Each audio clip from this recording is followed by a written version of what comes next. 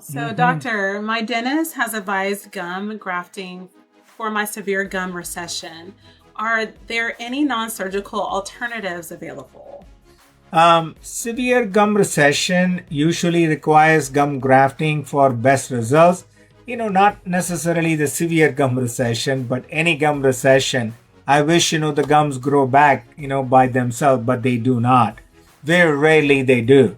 Non-surgical options are very limited. As I said, you really cannot have gums grow back on their own. Like, for example, for periodontal disease or gum disease, we say we call it the deep cleaning as a non-surgical option, but there isn't such thing as a non-surgical option. However, there is some hope to what we call it as a minimally invasive option. For example, we do either either a pinhole technique or like a small, like a minimally invasive techniques, or some laser surgical options that we do, which can fix the gum receding, which are the not non-surgical, but a minimally invasive option.